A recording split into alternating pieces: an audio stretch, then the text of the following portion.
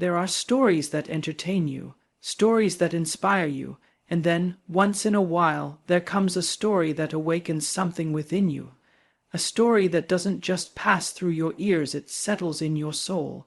This is one of those stories. The world knows him as a champion. They've seen the goals, the muscles, the trophies, the glitz. But what most people never ask is, what did it cost him to get there? What did he lose? On his way to the top, behind every roar of the stadium, there was a night he cried alone. Behind every headline, a voice inside him whispered, "I'm still that little boy from Madeira." This is not just a story about football. It's about pain. It's about rising when the world expects you to fall. It's about self-belief when nobody claps for you.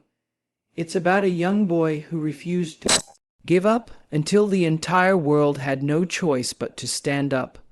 This is the pain behind the greatness, the story of Cristiano Ronaldo. As you've never heard it before, he was born on an island. Far from the noise, far from the lights, far from anything that resembled fame, an island called Madeira, a place of simple people and even simpler dreams. Cristiano Ronaldo dos Santos Aveiro, the youngest of 4 children, raised not in riches, but in struggle, in a small home with cracked walls, flickering lights, and a refrigerator that sometimes stayed empty. His mother, Maria Dolores, worked as a cook. His father, Jose Diniz, a kit man at a local club. But more often than not, his father was in a battle with alcohol and with himself. Cristiano didn't grow up hearing words like greatness or legacy. He grew up hearing his mother say, "There's no dinner tonight, mijo. We'll figure it out tomorrow." He grew up watching his father come home late, distant, and slowly disappearing into silence. There was no golden cradle, no special training facility, no celebrity dream. There was only a football and a boy who ran with it every single day, like his life depended on it, because to him it did.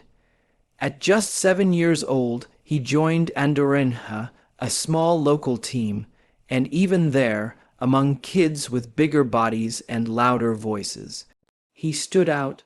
People said he ran like the wind, faster than the others, hungrier than the others, more alive. But it wasn't talent that set him apart. It was something else, a fire inside of him.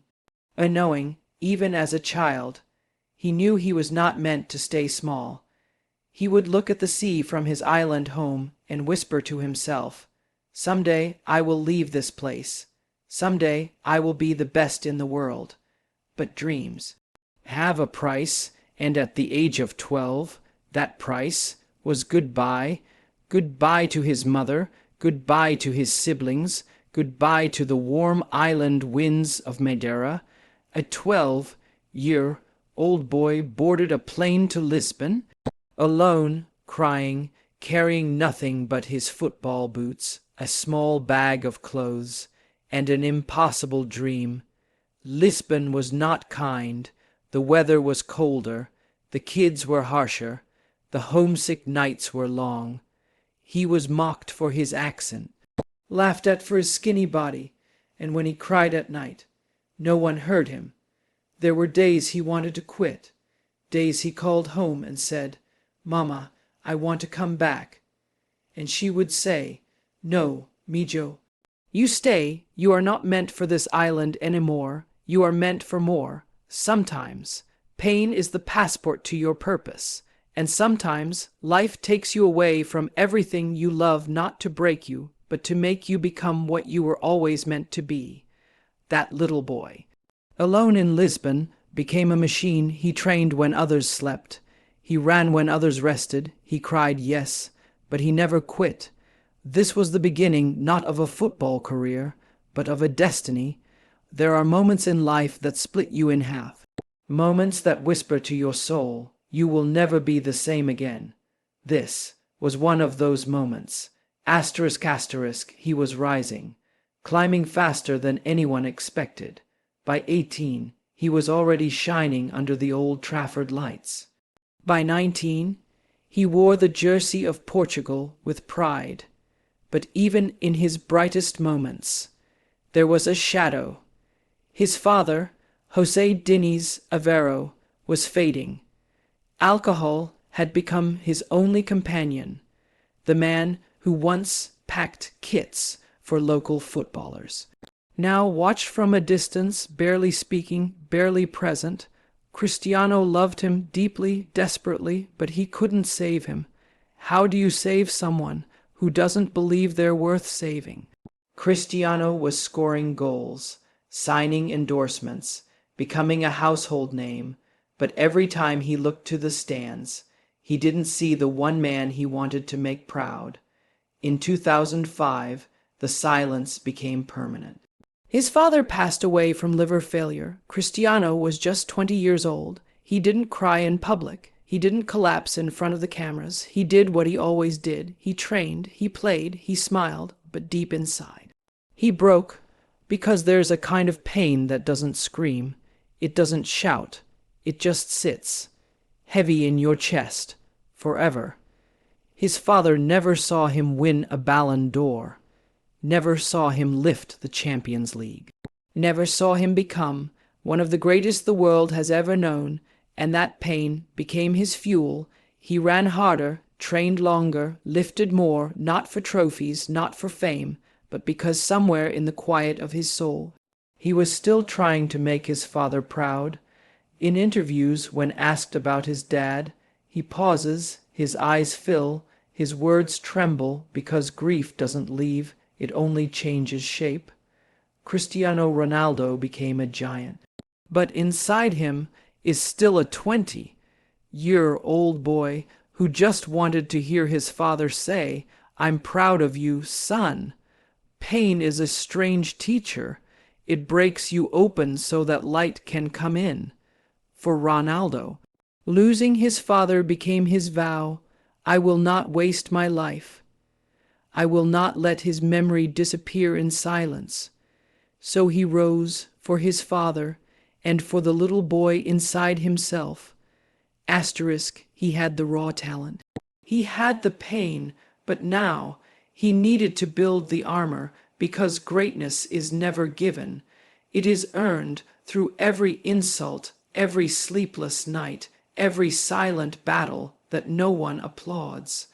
When he arrived at Manchester United, he wasn't yet the Ronaldo we know today. He was just the skinny boy with too many stepovers. They laughed at him. In the locker room, they mocked his hair. They mimicked his accent. They rolled their eyes at his flashy moves.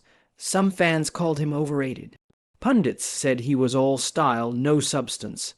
But he didn't fight back with words. He fought back with work. He became obsessed, not interested, obsessed. While his teammates went home, he stayed on the field, practicing his weak foot, taking free kicks long after training ended, perfecting every run, every finish, every pass, because deep inside, he had already seen the man he was going to become. He trained like no one else.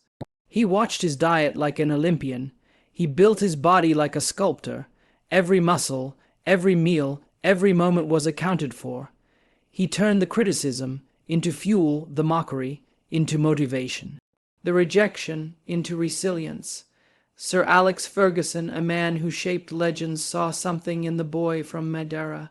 He nurtured him, pushed him, demanded more of him. And Cristiano gave more, always more. Because he wasn't just building a player, he was building a legacy. Greatness doesn't arrive in applause. It arrives in the dark, when no one's watching, when your legs hurt, when your spirit's tired. But you still show up.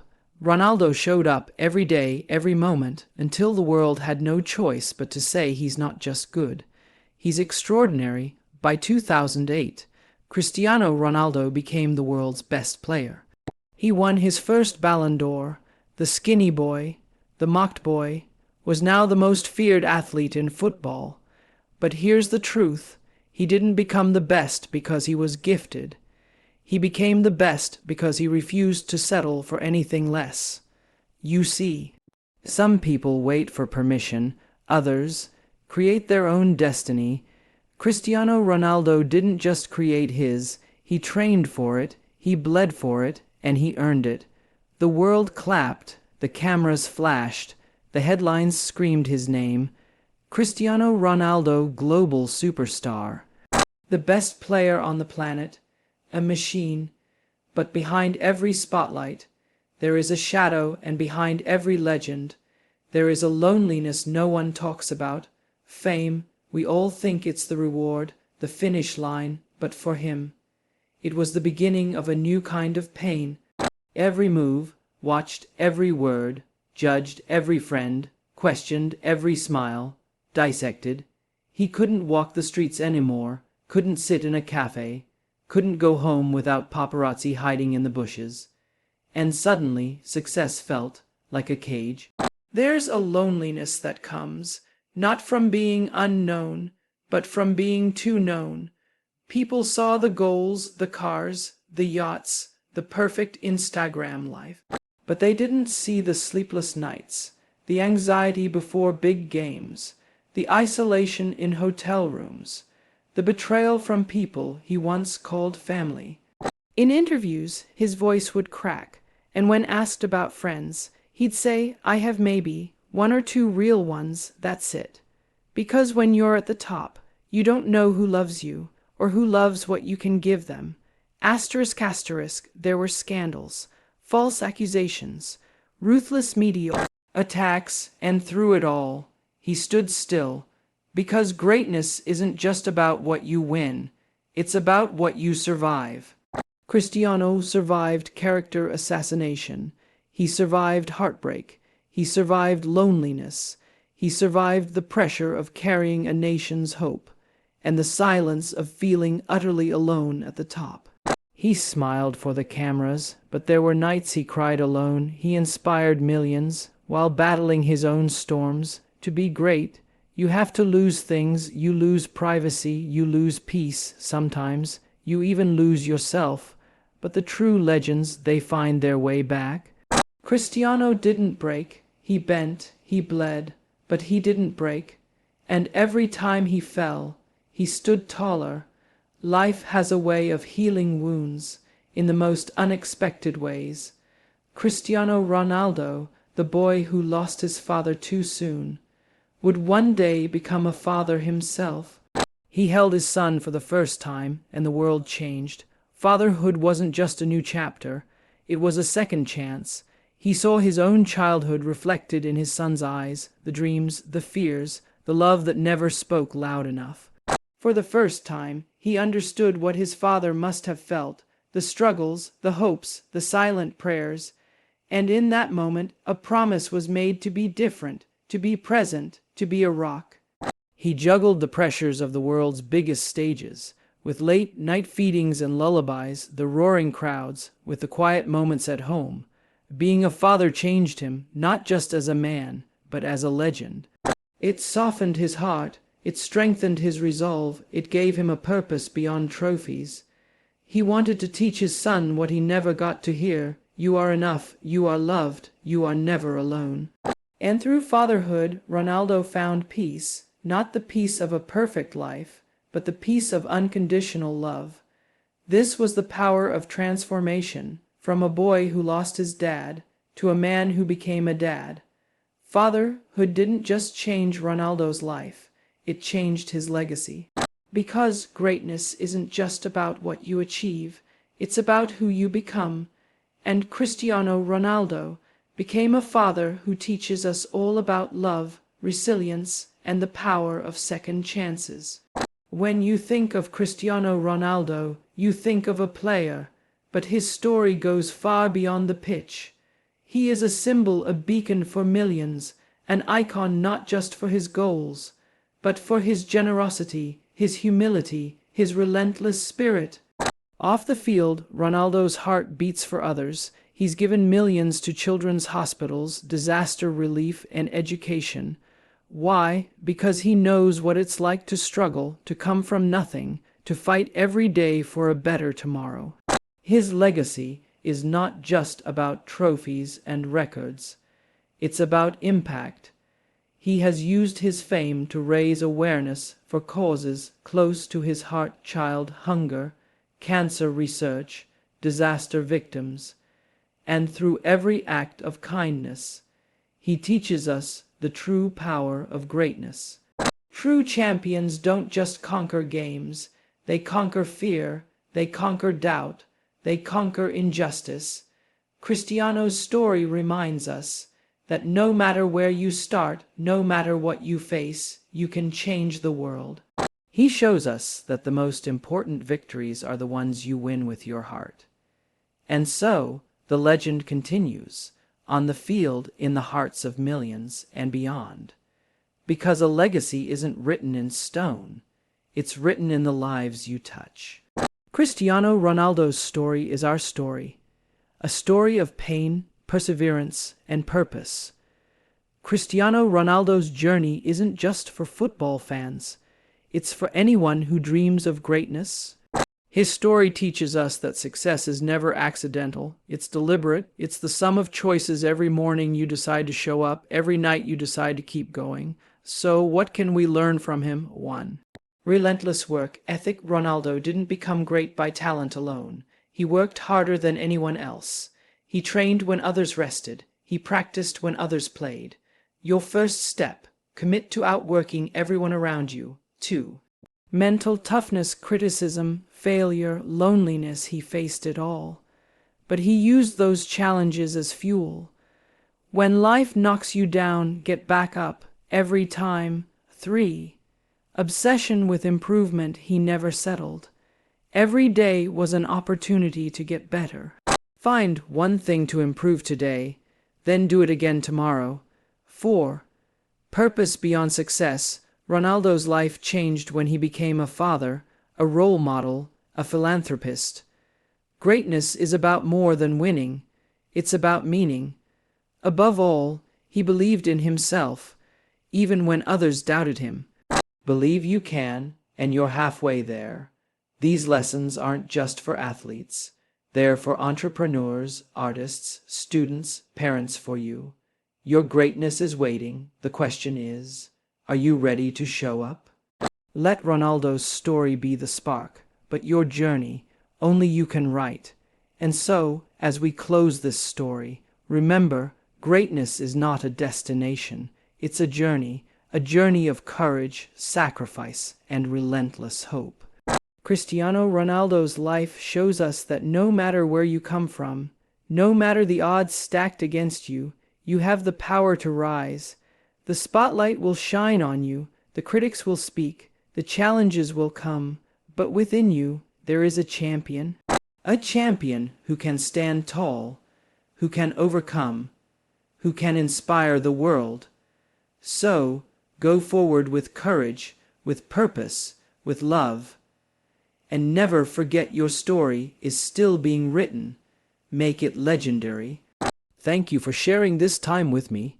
Remember to like, share, and subscribe if this story touched your heart. Until next time, keep shining your light.